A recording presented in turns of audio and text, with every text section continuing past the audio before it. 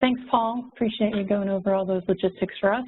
Welcome, everybody. Glad you could join us today for our second week of office hours. My name is Chris Richmond. I've been with you for a couple weeks now. I am accompanied by my colleague today, Nicole Hassman. You'll hear her giving us some Q&As as they come through. And I'm also really pleased to be supported again today by HUD staff. I have Bruce Haber, Karen Griego, and Jerry Priest with me again today. And they were so busy yesterday. We had over 80 questions that came in the Q&A, and so they were able to answer a lot of those yesterday. We know it's really hard for you to listen to us and look at the slides and monitor that Q&A as well. So we're going to be going over some of those questions that came in that we think are really helpful for everybody to hear as well. I want to start off the session with just letting people know we did repost the slides again.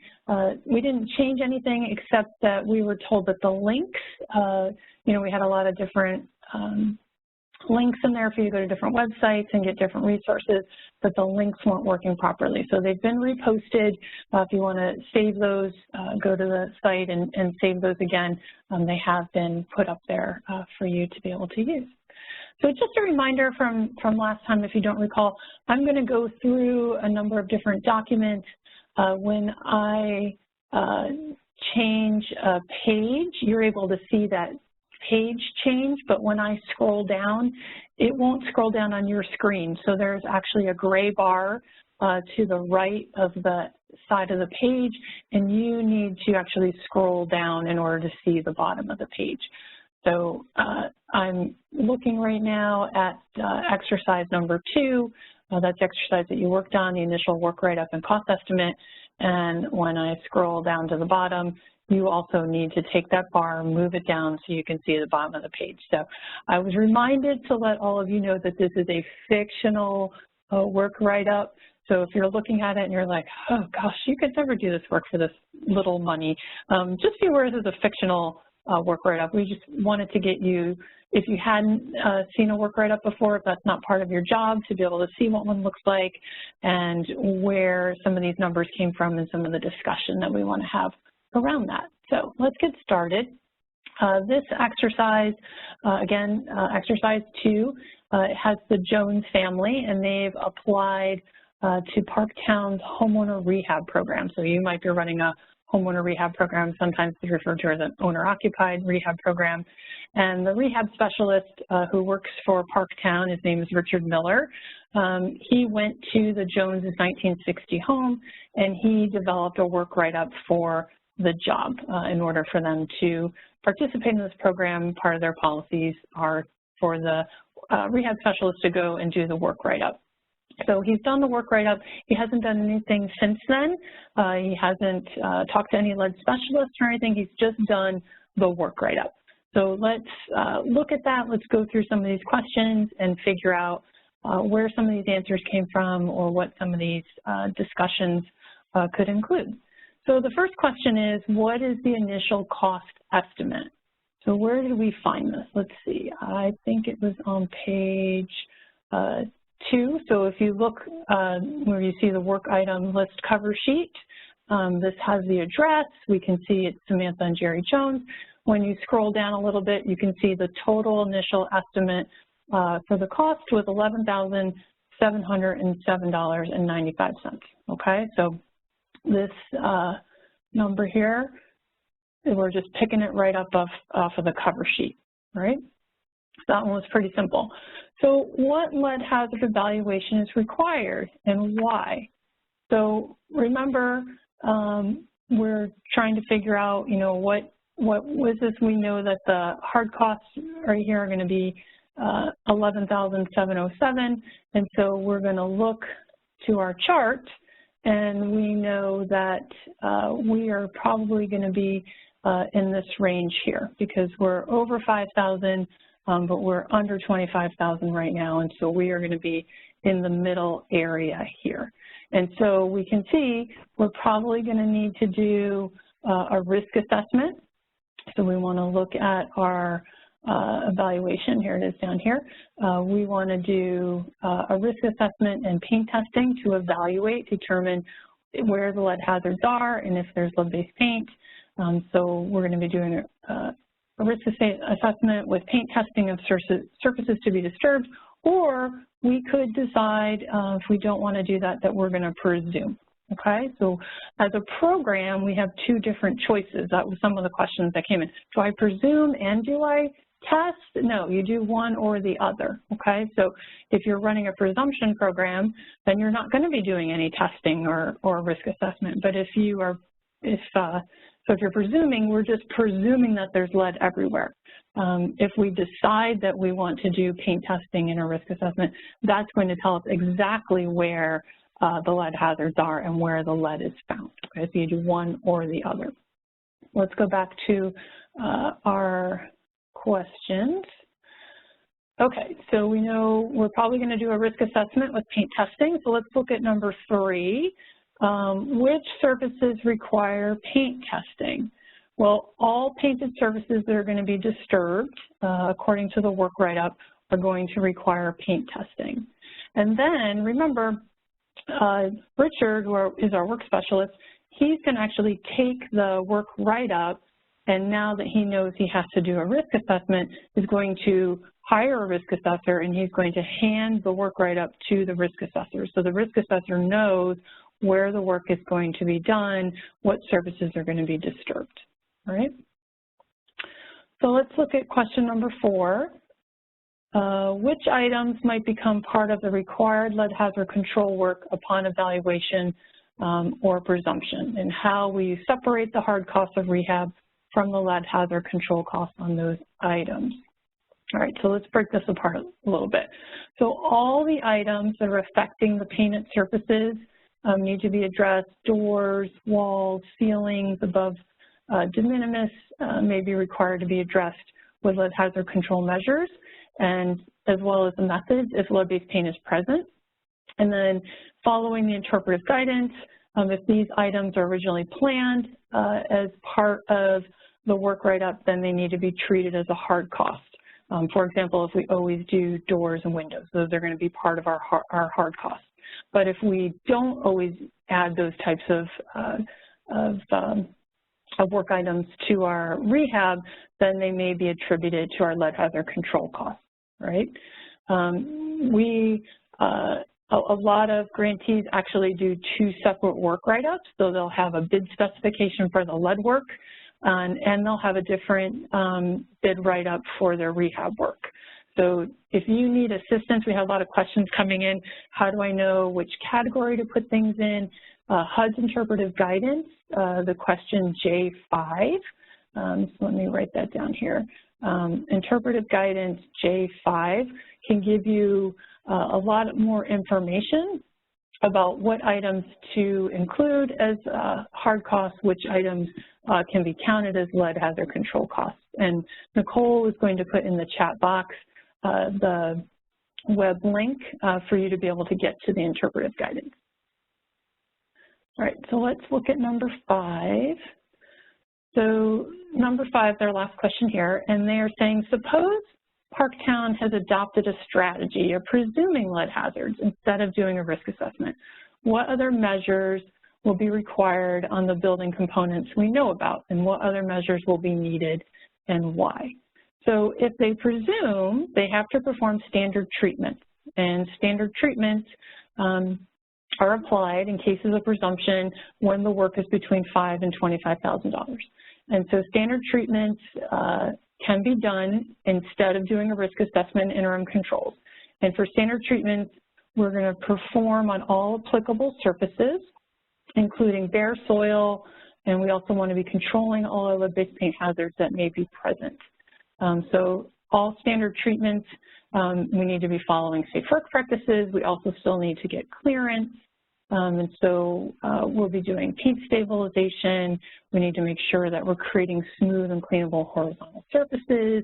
We need to be correcting dust generating conditions, addressing bare soil, bare residential soil as well. And they also have to address all surfaces when we're doing presumption, not just those identified in the work write-up. So the presumption, covers the whole everything rather than just the areas that would be disturbed. Okay? So that's our homework. Is there any questions that have come in, Nicole, that we should address now, or should I go to some of the common questions that came in yesterday?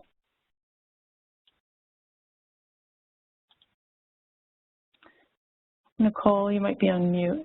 I am. It seems to be a common curse. One question came in about the source of the funds. So if the source of the funding for this project changes, how will that apply or not apply to Subpart J, whether they come from a nonprofit, a state, a local, or a federal source of funds? Okay. So remember, let's see if we can find the slide where we were trying to figure out our level of assistance. Okay. So remember, our level of assistance is the hard cost of rehab from all sources per unit, okay, so all sources, or the amount of federal assistance per unit. This is for single family. So if you originally had home money and you had, and this was single family, and you had $20,000 of home money and you had $50,000 of hard costs, remember the lesser of would have been the $20,000 of home money. If for some reason, somewhere down the line, that home money is changed with a different funding source that's not federal, then we need to go back and determine we're not in the right category. Our rehab hard costs were $50,000. That puts us in the higher category over here. I'm sorry, that's Subpart K. Let's look at Subpart J. Puts us over the 25,000 here. Okay, so the answer to that question is it really depends. So if you're changing it with another federal source, then it doesn't change it. If you're changing it with a non-federal source, then you originally were using this calculation as your lesser of, then you need to really go back and see, okay, now if I'm looking at my hard costs, does that change where I was in those categories? Nicole, other questions that have come in that we should address now? Nope, we have a lot of good questions coming in, but they're definitely related to topics we'll be going over. And I've been posting the answers into the chat. If you missed anything, you can check there and they're numbered. Oh, perfect. Okay, let me go back. Chat here to see if there's anything else to add.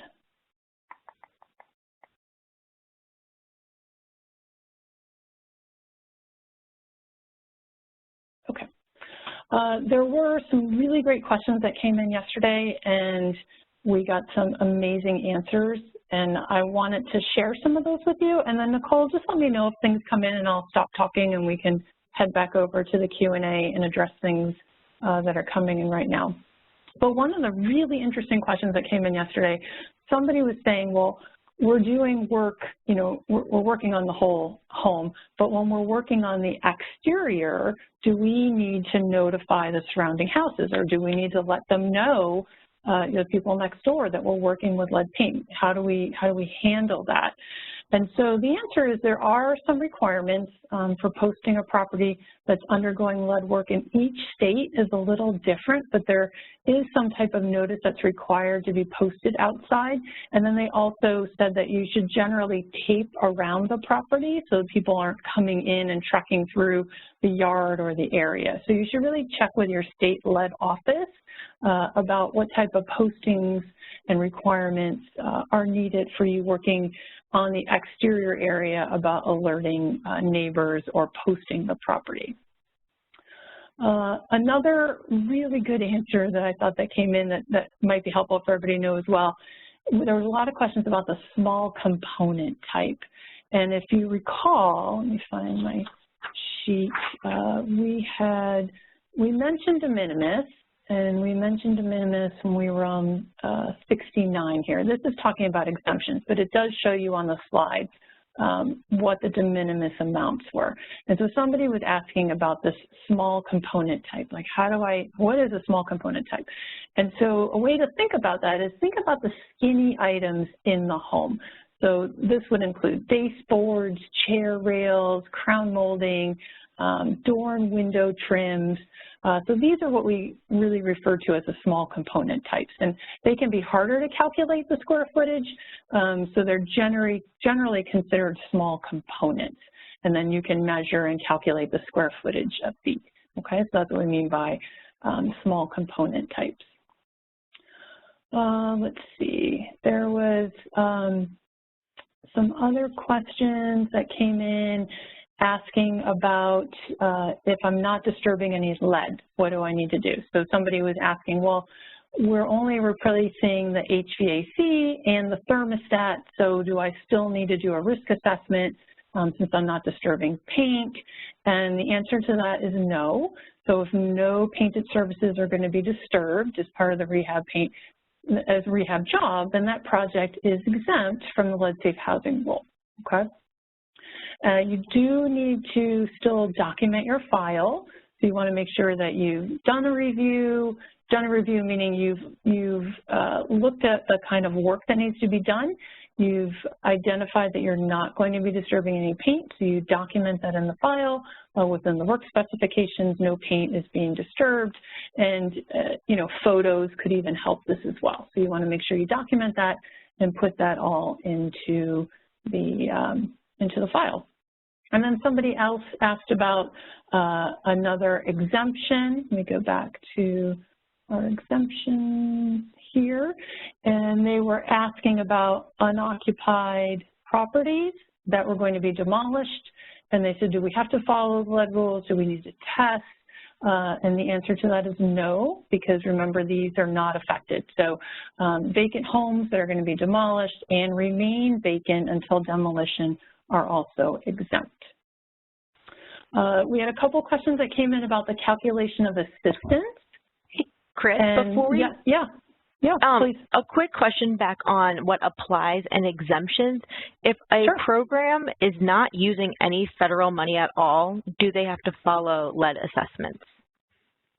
So remember, this applies when we are using federal funding. So let me go back to here. Okay, so the lead, that's a pretty broad question, what applies, right? So the lead disclosure rule applies for any pre-78 housing, but the lead safe housing rule, you know, what we're talking about, Subpart J, comes from the lead safe housing rule.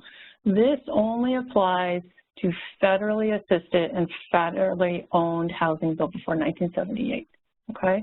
And then if you, the EPA rule for renovating and repair program does apply to any target housing, both public and private, before 78, okay? So EPA rule would still apply, disclosure rule would still apply, but the lead safe housing rule is only triggered for federally assisted and federally owned housing. Does that answer that, Nicole? Yes, it does. Okay, great. Let's see. We had a question come in yesterday about calculations and the level of assistance. And, you know, we were talking about rehab yesterday. And so the question that came in said, well, we're doing purchase assistance. So does this mean that I can't give purchase assistance unless I'm giving money for rehab as well? So if you're only running a purchase assistance program, we, in the community development world, we call that acquisition. And so acquisition is falling into our home buyer and special needs area here. So that's Subpart K. We're going to talk about Subpart K in the 4th week that we get together. So if you can hold on, you know, we'll tell you way more about Subpart K, and look at my calendar, on the 24th. So if you can come back on the 24th, we'll be talking about what do I need to do to stay in compliance if I'm running a purchase assistance type of program. If you're doing purchase assistance and rehab, and it's more than $5,000 per unit, then you would be following Subpart J. And the way that I explain that to people is to look at the approaches, okay? We always want to be following the most stringent approach. So if you're doing home buyer and you're doing home buyer and rehab and it's less than $5,000, I come over here to rehab, less than $5,000 is approach number 1. I look over here under home buyer, and I'm approach number 2. So approach number 2 is more protective and more stringent. So if I'm doing acquisition and rehab under, $5,000, I need to be following Subpart K. If I'm doing acquisition and rehab over $5,000, you can see I have approach 3 or approach 4, and those are more restrictive than approach number 2. So that's why acquisition and rehab over $5,000, I have to be in the Subpart J category, all right? So that's why we were saying if you're doing if you're doing home buyer and rehab, it's really going to depend on that level of assistance. And so that's why we're really trying to get everybody to come to all the sessions to pick up on that. Somebody was asking yesterday, again, about the soft costs, and is a risk assessor, the cost to pay for a risk assessor, the cost to pay for a risk assessment, are those considered soft costs? And the answer to that is yes. And so somebody else was also asking about, well, what about those costs that we back out of? So I know, let me find the slides, that's on slide 72. Let me pull 72 back up. There we go. All right, so this slide went over the soft costs that are not counted in calculating the rehab hard costs. So these soft costs should all be pretty familiar to you. They're soft costs, in all different kinds of programs. But I think people were really asking about, well, how do I know if it's considered a cost of rehab or if it's a lead hazard reduction cost? And so the interpretive guidance, again, I know Nicole's put that into the chat, but she'll put it in again. Interpretive guidance J5 is the question that you can go to that gives you a lot more information about which costs to include, which costs not to include. So that's a great spot to go look at to do that. But, if you are operating a program that does not usually replace windows, and you're deciding to replace these windows as a lead hazard reduction cost, then that is not included as part of the hard cost. In that case, it would be a lead cost. But some programs, as a standard, do replace windows as part of their normal cost. And in that case, then, if you always do windows, then it would be part of your rehab hard cost. So you really need to look at your policies and procedures, your rehab standards, what is your program typically doing to determine which category this is going to go into. Is this part of my hard costs, or is this going to be part of my lead hazard reduction cost? Somebody else had also asked yesterday about low-income housing tax credits, and are low-income housing tax credits counted as federally assisted? And the answer to that is tax credits are not considered federal funding, okay? So remember, let's see if we can go back to our beginning, I want to say maybe like 52 or so. No, that's logistics, a little further on. We had listed some of the federal sources here, okay? So CDBG, Home, Housing Trust Fund, market-to-market programs, Continuum of Care, we use Solutions Grants. These are the majority of the federal programs that are triggering Lead Safe Housing Rule Subpart J. So low-income housing tax credits are not considered to be federal funds that are triggering the Lead Safe Housing Rule. Nicole, is there any other questions that have come in, or should I keep moving through the ones from yesterday? One question that came in terms of calculating for the assistance in the soft costs is, is all testing considered soft cost?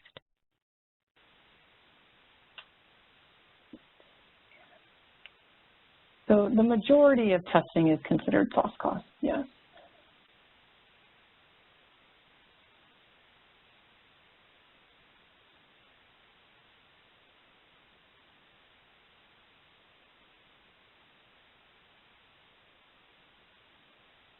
Okay.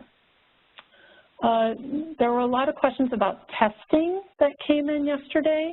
And so somebody was asking, is there a website where you can find a list of agencies that perform lead testing? So you really should check with your state lead licensing office. They typically maintain a list of certified firms, both risk assessors and contractors. And so I want to go back to the slides again. I think I'm going to go on slide 83, I think it is. Let's see. No. 83. There we go. Okay. So this is talking about the different types of evaluation, the different types of testing that's done. And so someone had asked, can you clarify between a lead inspection, and we have lead inspection here, and a risk assessment? Like what can you clarify the difference between the two? And so the lead inspection is a physical test of each surface, and it's usually using an Xrf machine or by paint chip sampling. And then the risk assessment is taking those results and determining where the lead hazards are in the home, okay? So you can see we have the difference there. There's different purposes of when you would do those. There's different reports that come out about those. You have a risk assessment report, you might have an abatement report, so you have all sorts of different reports that can be given to. For the risk assessment, on slide 83, we talked a little more about what is a risk assessment, what's part of that, who does that. So a risk assessment needs to be done by a certified risk assessor. It is including both visual inspections to locate deteriorated paint. It's trying to figure out why there's hazards, like what's causing that. They're going to do background information. They're going to be testing friction and impact surfaces. They're going to be looking for dust. They're going to be doing samples of the dust as well, and the soil, okay? And then the risk assessor will have the rehab specs in hand in order to be able to do that proper risk assessment. But what you should be getting after the risk assessment is done is that the grantee should be getting a report. And in that report is the summary of the property and what type of lead hazards are found, is there lead-based paint there, what are the results, and what is the hazard control plan? Because people were asking, well, what do I do? How do I know what kind of work needs to be done, or how to address those hazards, or how to address the lead-based paint? Because somebody's saying, well, if there's lead-based paint in the door and there's no dust and the door is not causing any trouble, do I need to replace that door? Well, the lead hazard control plan will give you recommendations of what needs to be done and what does not need to be done. So that is very important, that you're getting in your risk assessment an actual report that's providing recommendations. So when you put that RFP together, asking for risk assessors to apply or to do a risk assessment for you, what your expectations are and that you want to report and what needs to be in that report in order for you to take that risk assessment and then be able to apply it to make sure that home is rehabilitated safely, effectively, and is going to be able to meet clearance after all the work is done. Let's see, someone else was asking about bare soil, and does bare soil need to be tested? And so the risk assessment is going to include dust and bare soil testing. So if they determine blood safe housing rule applies to that particular project and it's greater than 5,000 soil hazards are identified, you have to address the soil hazards as well. Let me see in the Q&A what's been coming in.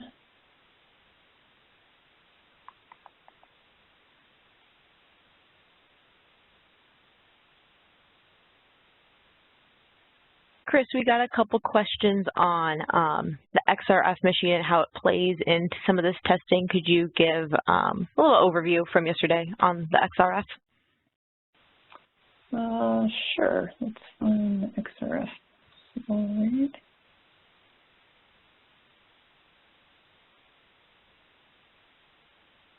Nope. It's before this.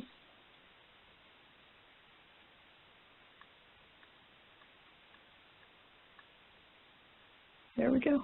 Okay. So the Xrf is done, that's the actual machine that's used as part of the actual testing.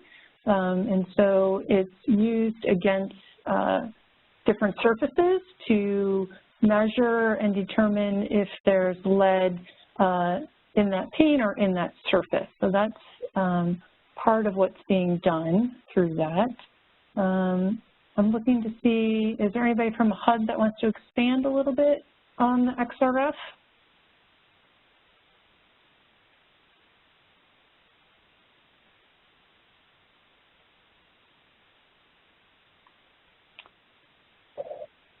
Yeah, hi, Chris, this is Bruce Halber speaking. Hey, Bruce, go ahead. Could you go back a little bit, because I was busy answering questions, so I wasn't listening. That's okay. They were asking about the Xrf and how the Xrf is part of the testing and how it's used and that type of thing. Okay. Well, the Xrf is a device to determine what the composition of the paint is. It basically, and you can see it in this diagram, uses an X-ray source to excite atoms within the paint, and that includes lead, calcium, zinc, whatever other components are there. And then each of those, as they return to a resting state, gives off an electronic reading that the device is programmed to read. So it uses a specific type of detector that will discriminate between calcium or lead or anything else like that. So it gives us a number. And so currently the number, the definition of lead-based paint is 1 milligram per square centimeter. And so it's looking for that reading, is it above or below that? There are some municipalities and some states that are looking at lower numbers, so be aware of where you live. But this device you can run through. It's very inexpensive to do the testing on site. The difference is the machine is not inexpensive. And so it gives an accurate reading, whereas using, say, the lead check swabs, which were discussed yesterday, they're not permitted because they give a very large amount of false positives and then also a fair amount of false negatives. So, you know, kind of decent for a screening test, but not acceptable for HUD work. But this goes into determining what surfaces are lead-based paint. And some of the questions that were coming in, too, was like, do I have to do a full lead-based paint inspection, or do I only have to test the surfaces to be disturbed? And you know, for that one, the question is, the minimum under the Lead Safe Housing Rule is to test the surfaces to be disturbed. If you're under $5,000 for renovation work. If you're greater than $5,000, then you have to test any other deteriorated surfaces. But since so much of the cost is just getting the inspector into the unit, it's advisable to do a comprehensive lead-based paint inspection while you're there, because now the owner in the future will have a list of what is lead and, more importantly, what is not lead-based paint, in case they ever want to do any other kind of renovations at some later date. And I've probably said enough with that.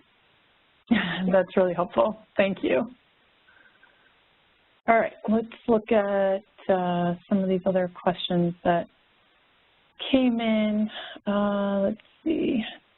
Oh, so they were asking if the risk assessment outlines the work that needs to be done, and that's what we were saying, that you definitely want to have that as part of the requirements when you set up the contractor with the risk assessor, because you want to make sure you have those recommendations on how to treat that. Somebody was saying about the certification of their the contractors and the workers, that they're running a CDBG funded rehab program, and they were asking, as a grant administrator, do I need to verify that the contractor is lead-based paint certified? Do I need to verify their workers as well? And so the answer to that is yes. You want to make sure that you have certified contractors, RRP certified contractors, as well as the workers. And I know we had some slides that went over that. I don't remember exactly which page. Let me see if I can find it super quick where we went over who could do what. Nicole, oh, there we go. I think it's on slide 86. That's right, the next one. Here we go. So finding appropriate firms. If you go down here on EPA's website, we have fixed these so that when you do click on these links, they do now go to the EPA homepage to show you where you can find renovated firms. There were some questions yesterday about training, like why do you have training on there? Shouldn't that say contractor?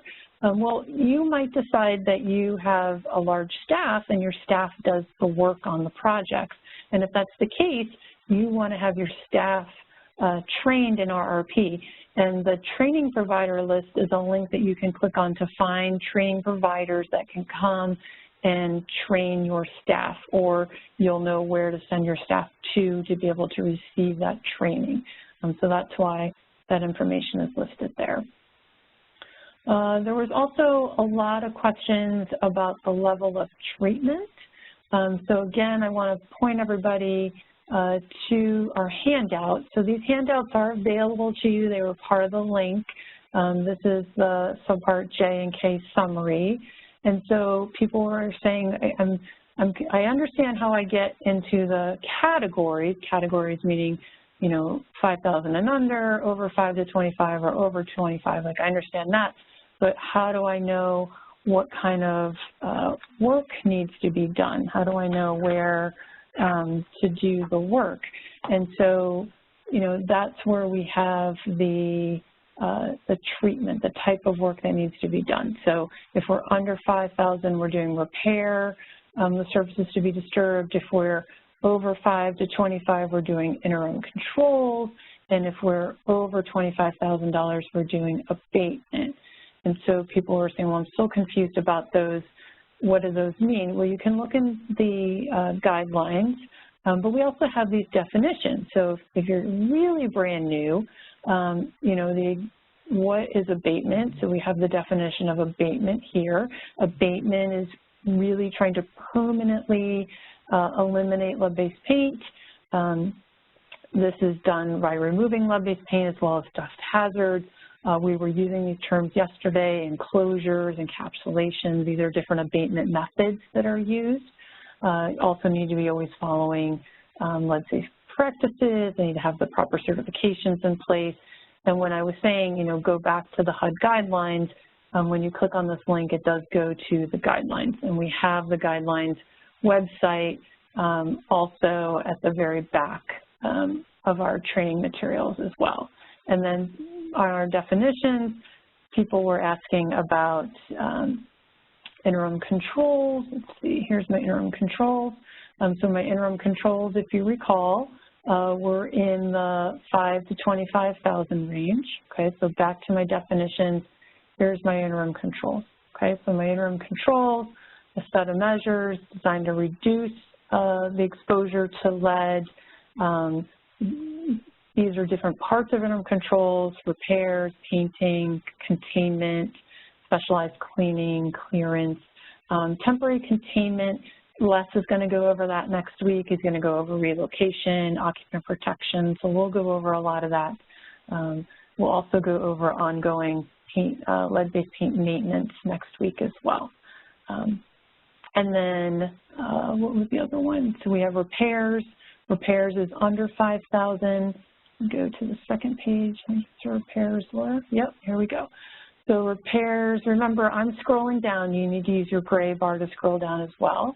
So repairs is work being done on disturbed lead-based paint that includes surface preparations and applying a new coat of paint. We had somebody ask yesterday, well, does applying a new coat of paint count as a cancellation? The answer to that is no. That's a repair, or that could be part of an interim control. Okay, let's see. Looking at some other questions. Oh, another reason I want to send you back to these definitions. People were asking about applicable surfaces. They said, I don't know what an applicable surface is. Well, we were way ahead of you here. We put it on here. Applicable surfaces include deteriorated surfaces, impact surfaces, surfaces that are being walked on, or friction, surfaces you're opening and closing the windows, you're opening and closing the door. These are dust-generating items that are causing friction and impact. Chewable surfaces, that might be like the baseboard where the baby's chewing. It might be part of the chairboard where they're pulling themselves up and chewing. It might be the windowsill. You'll actually see the chew marks, chewable surfaces, as well as other surfaces to be disturbed. That's what we mean by applicable surfaces. So if you haven't discovered these handouts, please, please, please, I'm a print person, so I'd print these out. But if you're an e-person and you got your 2 screens going, have the definitions page up as one of these pages, so that if we go over a term during these training sessions and you're not really familiar with that, then please go ahead and check it out on the definitions page. If during these training sessions, like I said, we haven't trained this in a really long time, so we're always finding new things to help you with. If there's a definition that's said quite often and it's not on this page, put it in the Q&A and say, hey Chris, hey Nicole, we'd really like you to add this term to the definitions list. We think that might be really helpful in the future. So we're always looking for feedback on that as well. Let's see. Yeah, so someone had asked, is painting a form of encapsulation? And the answer to that is no. Encapsulation is an abatement method. It's done by a certified abatement worker. It uses a special coating, and an encapsulant is not typically exterior. It's not typically used as a latex house paint. Okay. Someone else was saying, how is interim controls different from abatement? And so, interim controls are controlling the hazards in place, whereas abatement is either removing or encapsulating the hazard. Okay. We had a lot of questions about presumption, and trying to find my page where we talked about presumption. It was towards the end of my session yesterday. And so people were asking about presumption, like why should we do presumption? Do people actually think that they're going to be saving costs by doing presumption, by not having to pay for a risk assessment or having to pay for paint testing? Do they think they're saving money just by presuming? Well, presuming lead-based paint will require paint stabilization of the entire residential property. So perhaps cost savings on the front end of not doing a risk assessment or paint testing may not be so beneficial for the entire project, because you may actually be treating surfaces that may not have lead-based paint or may not be a lead hazard, but you wouldn't know that unless you actually tested or did a risk assessment. And people were asking about this notice of presumption, like who does the notice of presumption go to? So if you're presuming, you do need to provide this notice of presumption within 15 days of presuming that there's lead-based paint. This is just a sample, and we did provide a link here where you could get this sample, but they wanted to know, who does it go to? Well, it's going to go to the owner. If there's tenants, the tenants are also going to get a copy of that as well, and then a copy needs to be kept in the file. And the same goes with the notice of evaluation. So if you are doing a risk assessment, paint testing, you're going to do a notice of evaluation, so you actually know where the lead is or where the lead hazards are. And the notice of evaluation also needs to be provided within 15 days of evaluation, and it needs to go to the owner. If there's tenants, a copy needs to go to the tenants as well, and a copy needs to be kept in the file. Hey, Chris. Yeah, go ahead. The notice being provided within 15 days of presuming the lead-based paint brings up a couple similar questions that have to do with timing. So one person asked if a homeowner has a risk assessment from 5 to 10 years ago that states that they have not addressed any of the identified hazards, should you use that report or get a new risk assessment conducted? And Jerry shared that a new risk assessment should be conducted. But I think that brings up an important point that you want to make sure that the information you have on your lead is pretty recent. And there was a similar question on this timeline that says, is there a timeline required to address hazards? For example, can we phase the project into interior-exterior work over multiple years to address any lead hazards? Oh, geez. Did HUD give an answer to that? Because I haven't answered that, so I'm not sure if that's HUD's answer. I'll give my answer, and then I'll have HUD expand upon that. I don't think lead hazards should ever go over years at all. I think if they're identified, they need to be taken care of as soon as possible, because this is a health and safety issue for anybody that's living in the units and anybody in the surrounding areas. There are, the lead hazards are horrible for children, but they can also cause a lot of harmful effects on adults as well. Any of my HUD staff want to expand on that, on timeline, once you know what's addressed or what's been identified as an issue? Yeah, Chris, this is Bruce again. A couple things that go into all of this. Can we extend it out over a period of years? The answer would be no.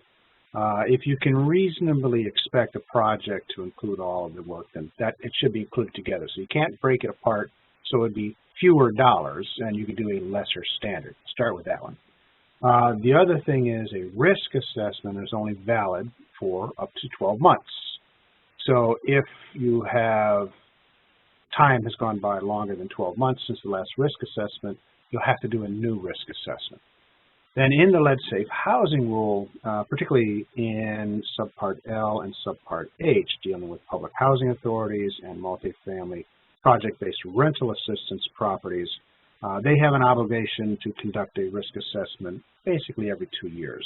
There's other qualifications there, but the basic thing is every 2 years, and they are required to repair lead-based paint hazards identified during the risk assessment in child-occupied units within 90 days and within 1 year in all other units and the common areas. So literally the 1 year is probably the most that should ever be expected between identifying a hazard and completing the work to eliminate the hazard. So I hope that helps. Yeah, that's really helpful, Bruce. Thank you, especially having those exact time periods as well. Nicole, is there other things, other Q&As that have come in that we should share? Yep, so these are both questions that have to do with workers. So one question is, can the rehab specialist and the lead risk assessor be the same person? So can you ask that again? Can the rehab specialist and the risk assessor. Yes, so the rehab specialist can be a trained risk assessor, that's fine. What we can't have be the same is the person who's doing the work, so the contractor, and the person doing the clearance, okay? So that needs to be a separate party. We want to make sure there's a separation of duties there, of who's actually undertaking the work and who's deciding whether it passes clearance or not. Great. And then the second question is, if a contractor and a firm is RRP certified, are they able to do lead work? So they're able to do RRP work. It depends, if there needs to be abatement work, they need to have abatement training on that. Karen or Bruce, do either one of you want to expand a little bit on some of the training?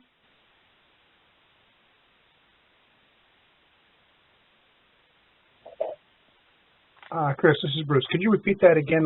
I'd gone back to reading questions. That's okay. Nope, they were asking about if they're RRP certified, can they do all of the work? And I said, well, they can do the work that's required by RRP trained supervisors and workers, but if there's abatement work that needs to be done, there's other types of training that needs to be done. And we haven't really gone too much into that in this session, but I didn't know if you wanted to expand a little bit on any type of other abatement type of training or workers, that certification.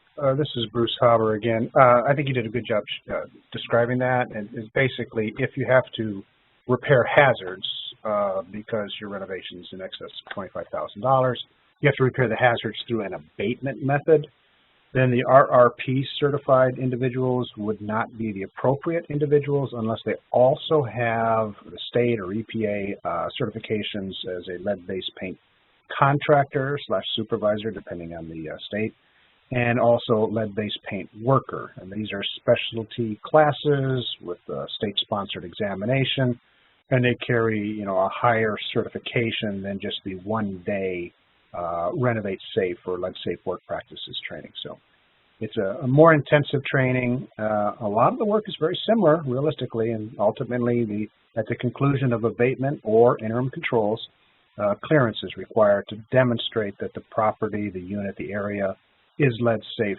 for occupancy. Great, thanks, Bruce.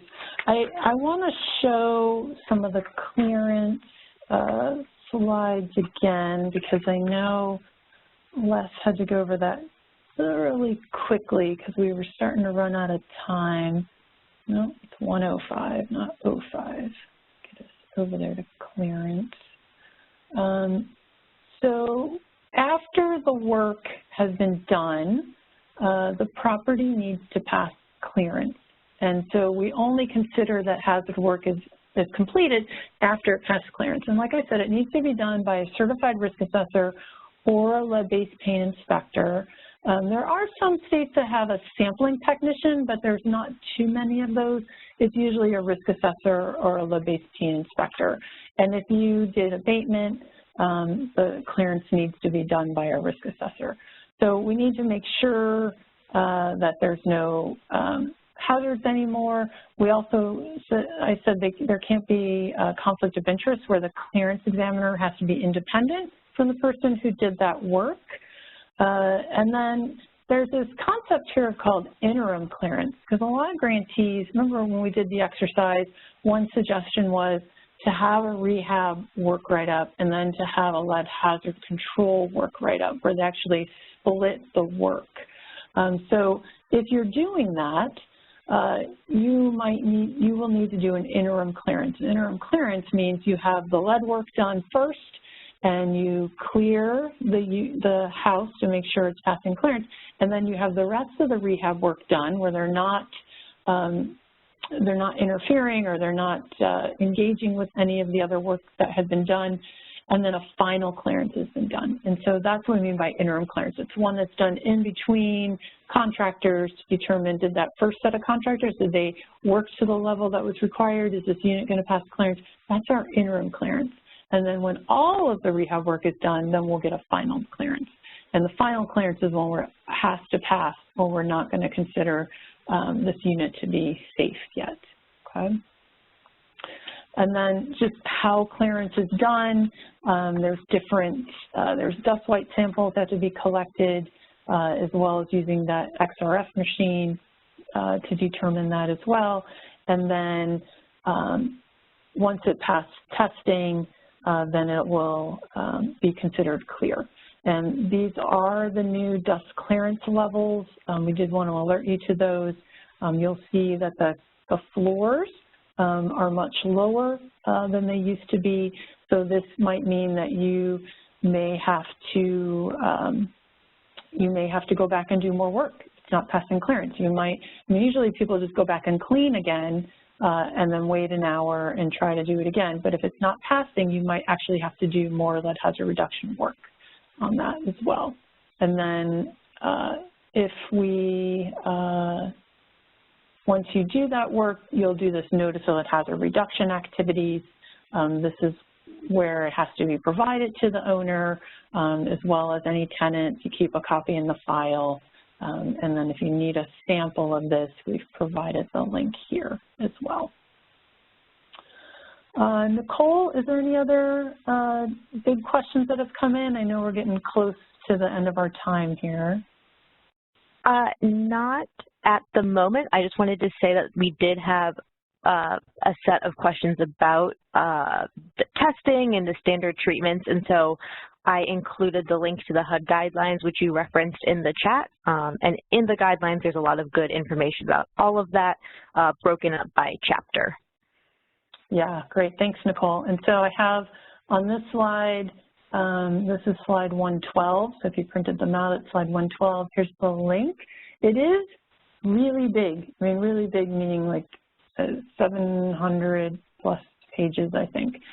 So you don't want to print, especially if you're working from home like I have since March, because my office hasn't opened yet, and your printer can only handle about 10 pages a day.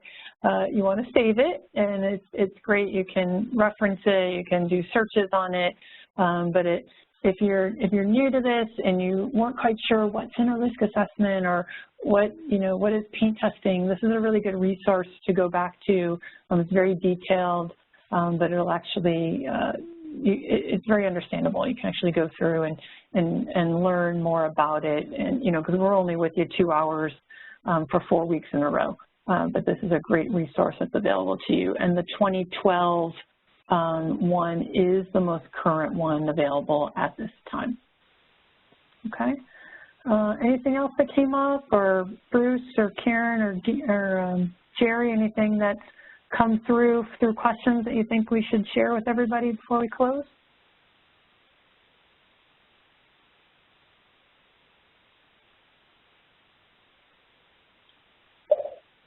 Yeah, this is Bruce, and no, I had nothing more additional to add before closing today, but probably let everybody know that we couldn't answer all the questions individually.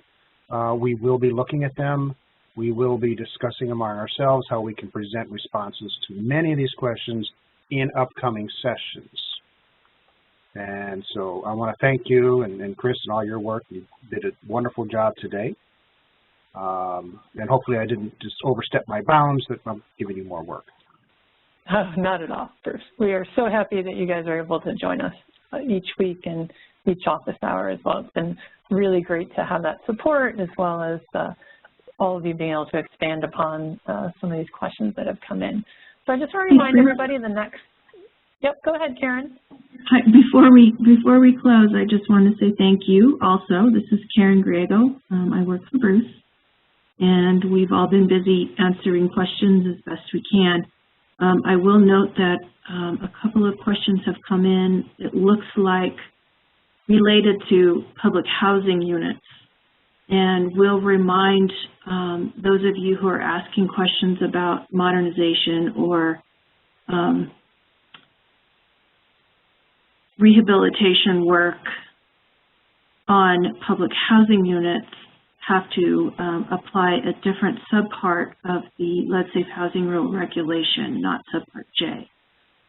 So you may be in, while I think a lot of the concepts that we're going over are relevant in terms of who can do the work and what constitutes interim controls and risk assessments, inspections, who can do them and who can do clearance and all of that kind of thing are relevant to your work in public housing units. It really, we want to caution you that you're not in the same subpart that the other rehabilitation programs that are operated most of the time by CDBG and home recipients are doing. And so, Karen, would you refer the public housing folks to Subpart L? Yes. Great. So I'm putting that on the screen here. We're not going over Subpart L right now, but that is, if you're a public housing agency, that's where you want to refer back to. For public housing agencies that might be dealing with children with elevated blood levels, we did do quite a bit of training about 1.5 years ago, and that's all available on the HUD Exchange. So you can go back and listen to those webinars, and we have some really great resources listed there as well. So great reminder. Thanks, Karen, about that. So just to close, just want to remind everybody, please join us again next week. We will be continuing Rehab Subpart J on the 17th, which is next Wednesday, and then the following Thursday, the 24th, we'll be getting into Subpart K, acquisition, leasing, supportive services, and operations. So thanks everybody for joining us today. I'm glad we were able to answer as many questions as we could, but like HUD said, we will continue to collect these questions and answer them and make sure we're trying to make sure the right information is getting out to you. So thanks, everybody. Thanks for joining us today. Bye-bye.